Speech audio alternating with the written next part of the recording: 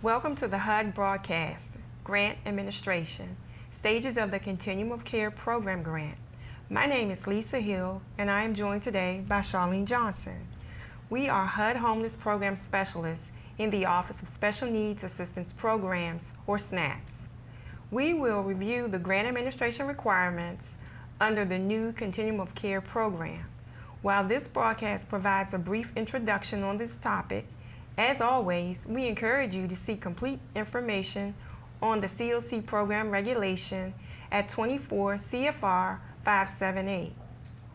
When you receive a CoC Program Grant Award, you are required to follow the CoC Program regulations and grant requirements. This broadcast focuses on the stages of a CoC Program grant.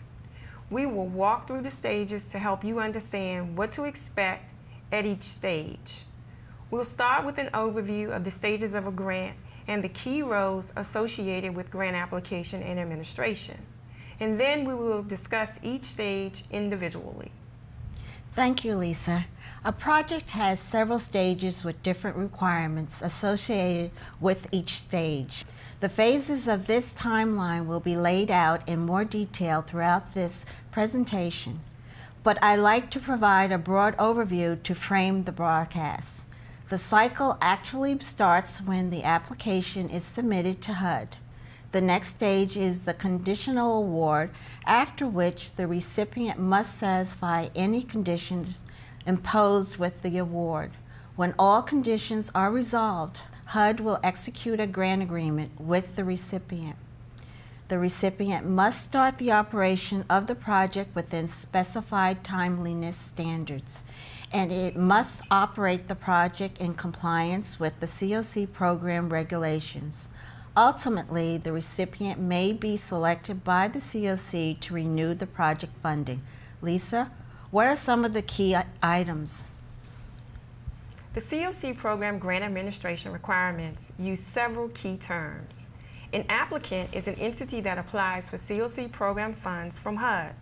A recipient is the entity that receives the grant award and executes the grant agreement with HUD.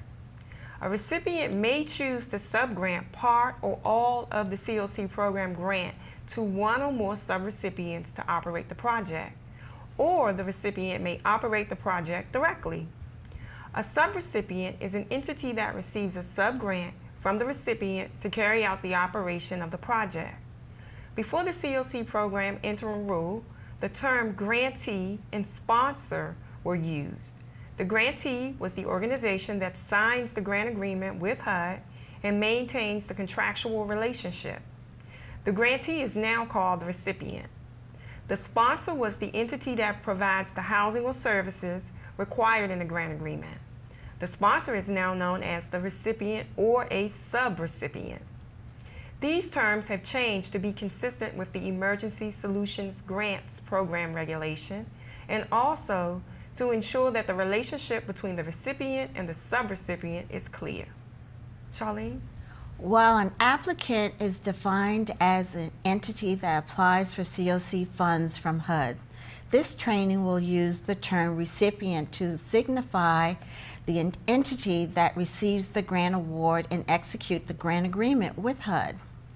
Eligible recipients and subrecipients include private, nonprofit organizations, states, local governments, public housing authorities, or instrumentalities of state and local government.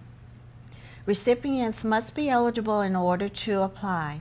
Since the subrecipient may not be identified until after the award, the recipient will need to verify their eligibility before subcontracting.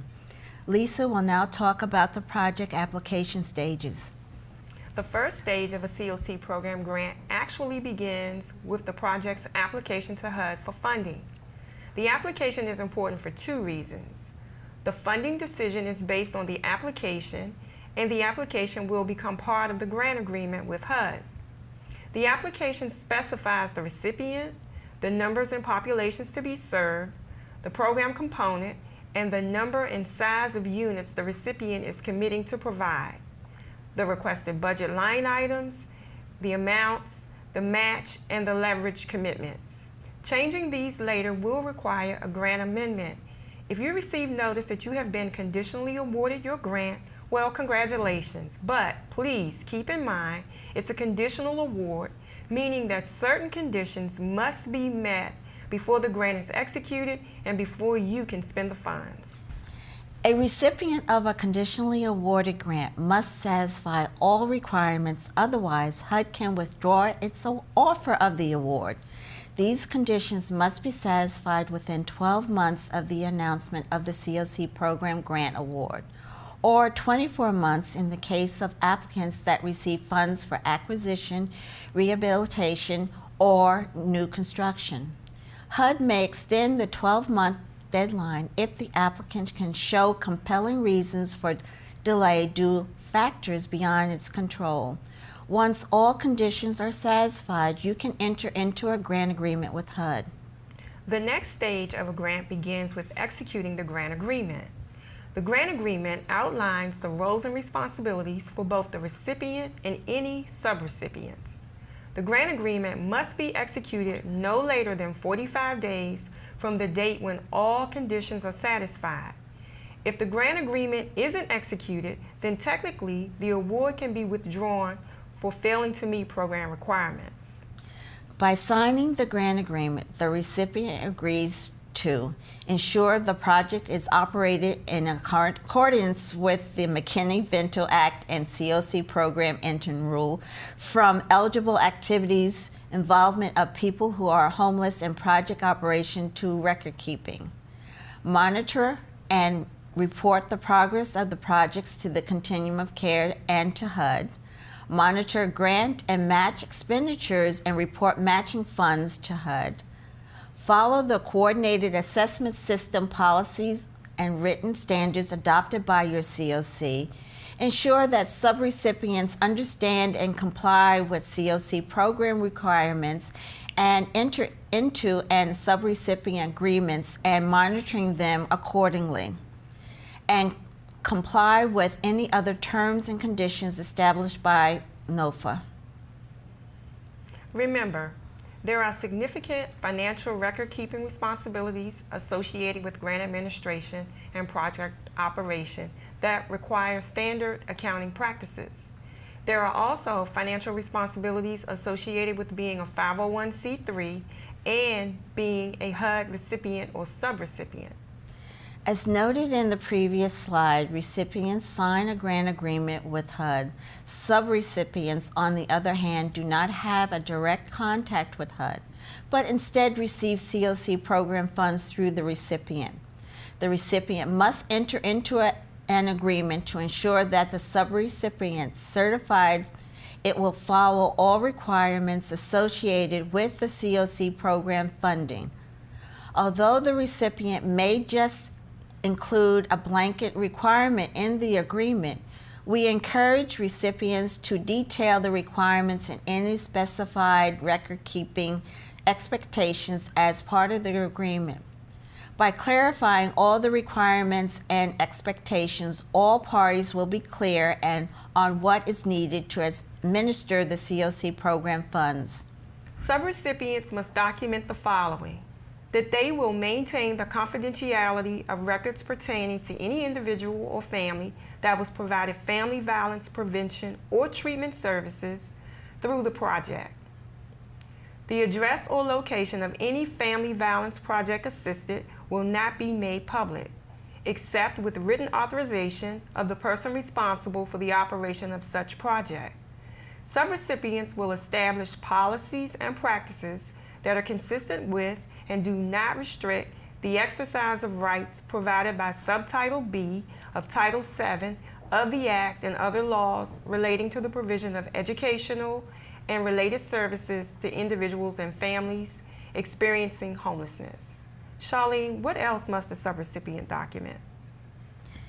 In the case of projects that provide housing or services to families, subrecipients will designate a staff person to be responsible for ensuring that children being served in the program are enrolled in school and connected to appropriate services in the community, including early childhood programs such as Head Start, Part C of individuals with disability Education Act and programs authorized under Subtitle B of Title VII of the Act.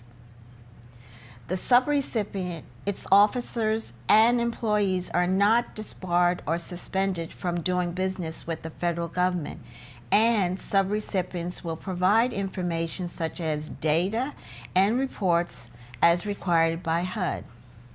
Once your grant is executed, the project can begin.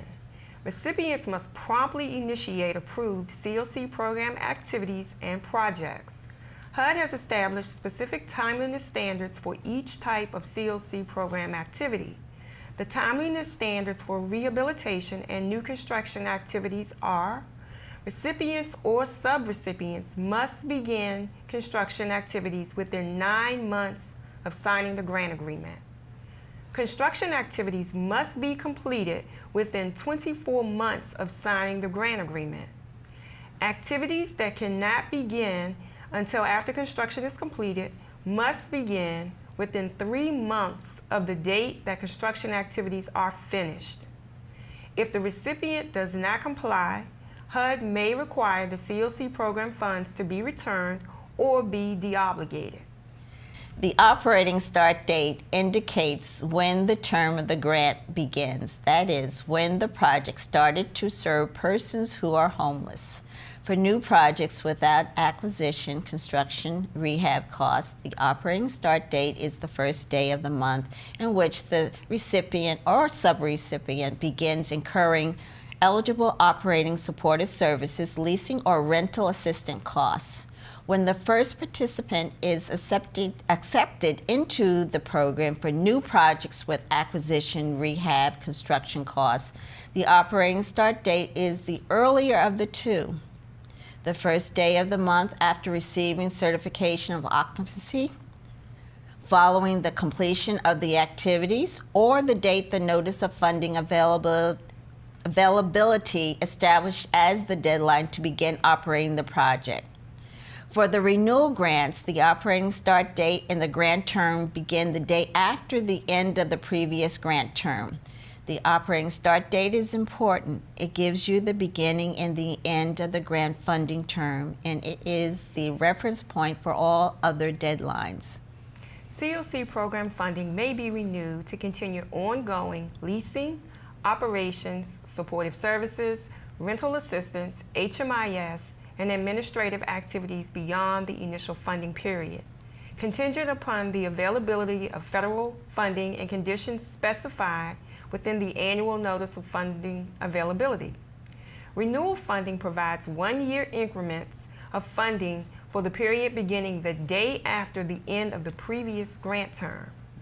Recipients must submit applications to seek renewal funding through the annual CoC program funding competition and must be selected and prioritized through the local CoC application ranking process in order to be considered for funding by HUD.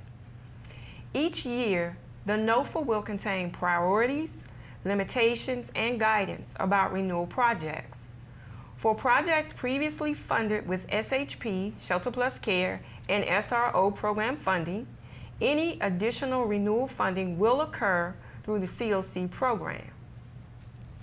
Thank you for attending today's broadcast on grant administration and the stages of the Continuum of Care program grant.